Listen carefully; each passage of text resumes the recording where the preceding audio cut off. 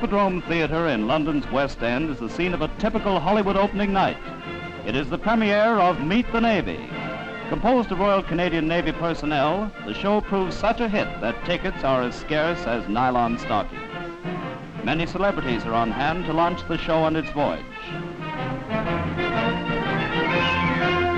The First Lord of the Admiralty and Miss Deborah Kerr, well-known actress, are interviewed by Gerry Wilmot.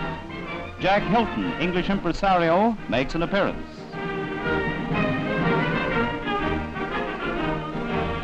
The Honourable and Mrs. Massey and Noel Coward are introduced. Dame Laughton Matthews and critic Beverly Baxter wish the Navy all the best. Ex-film star Colonel Ben Lyons swells the crowd of well-wishers. Now, coming into the Hippodrome Theatre on the opening night, the Lord Mayor of London. I wonder, sir, might we ask you just for a word for our cameras? Yes, certainly. Nothing gives me more pleasure than to send a greeting to the people of Canada, and my pleasure at being present on this wonderful occasion when I know I'm going to enjoy a wonderful show put up by the people of Canada. The show opens with a bang and swings into a snappy dance routine which brings down the house. The ensemble dancing elicits a great deal of praise from London's hard-boiled critics. The fast-moving routines are a tonic to the war-torn nerves of London theatre-goers.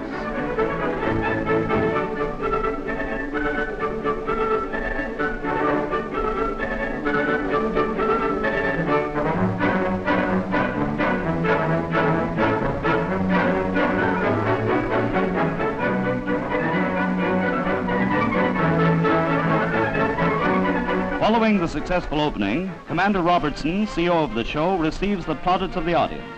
A backstage party gives the visiting celebrities a chance to meet the newcomers to big-time show business. A star performance by typical Canadian guys and gals, Meet the Navy makes many friends for the Dominion's senior service.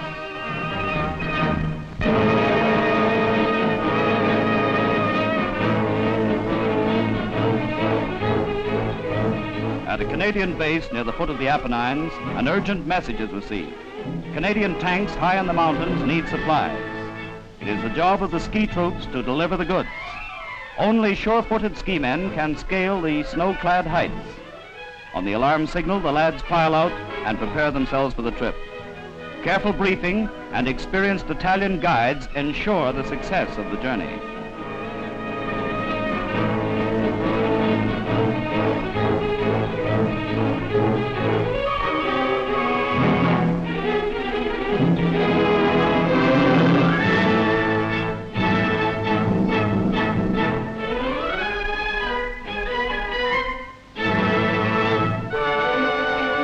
Even faces are camouflaged with powder. Blending completely with the ground, the ski train is a hard mark for Gerry's snipers to hit as they make their way across the snow.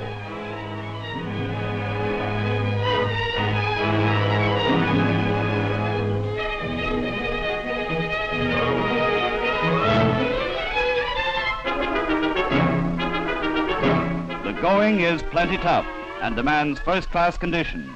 The trip is no pleasure jaunt. Gerry mortars are always there to emphasize the point. A patrol pins the enemy down with fire while the main body detours along another path.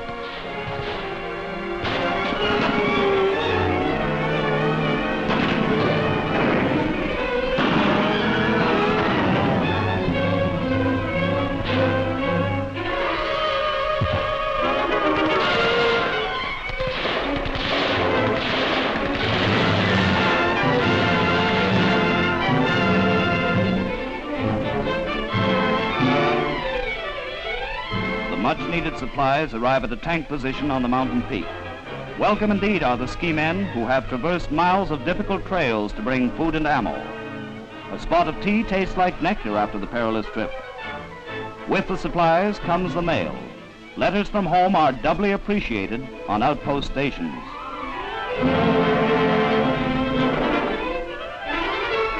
Combining a job of rugged trailblazing and plain tough fighting, the ski train fills an important role in the carving up of Kesselring.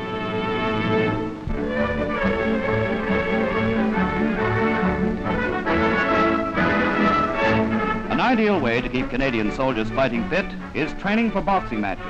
In Ottawa, Joe Louis, the Brown Bomber, referees a boxing card at the Uplands Training School. In the first bout, Private Garcia represents the Army and Sergeant Roy Jones the R.C.A.F. The fighting goes to the Army all the way. Keeping up a steady 1-2, Garcia keeps Jones on the defensive.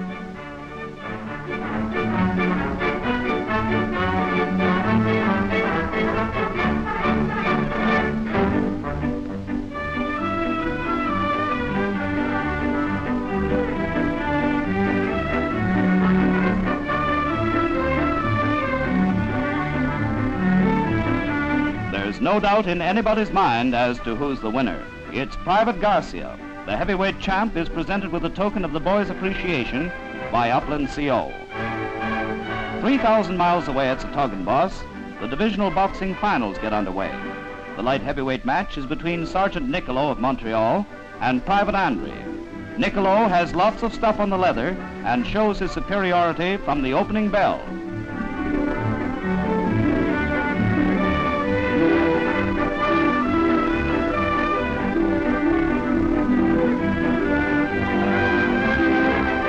No knockout is scored, but Nicolo gets the judge's nod. The middleweight bout between Sergeant Neiberg and Trooper Wagner gets off to a flying start. The bicycles are dragged out early in the fight and get plenty of use. They call them category swings. If one connects, you are on the boat back to Canada.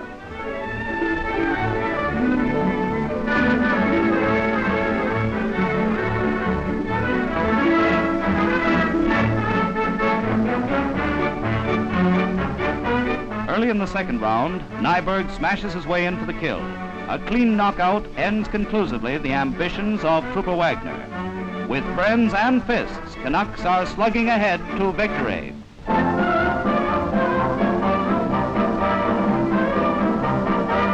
Field Marshal Montgomery, accompanied by General Crerar, arrive on what was German soil to present awards to Canadian soldiers. Against the pictorial background of the Reichswald forest, the colorful ceremony takes place.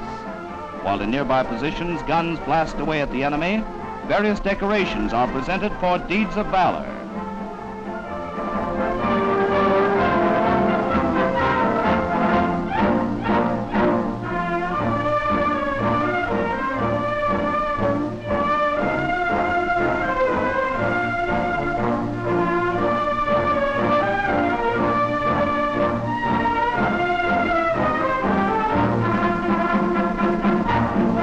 The ceremony marks the first investiture on German territory. Maybe the second one will be in Berlin.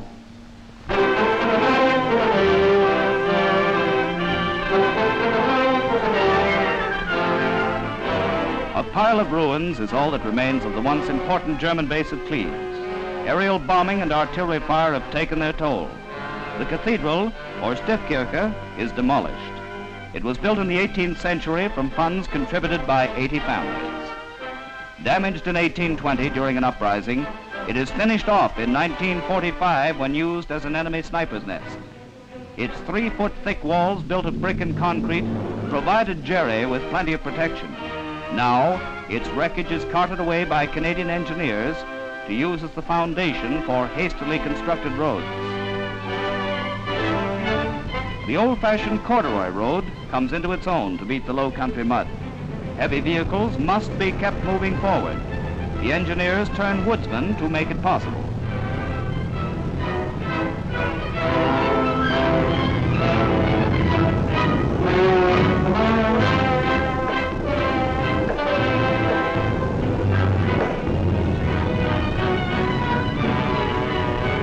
Thanks to the road makers, lorries are able to drive right up to the main depot of the amphibious ducks.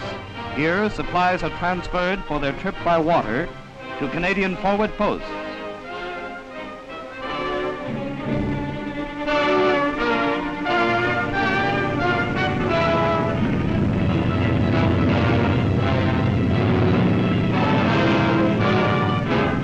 German civilians stream to the Allied rear for protection as our infantry moves up to the attack. Squadrons of Spitfires provide an air umbrella for the force of tanks converging on the Rhine, the last major obstacle before Berlin and victory.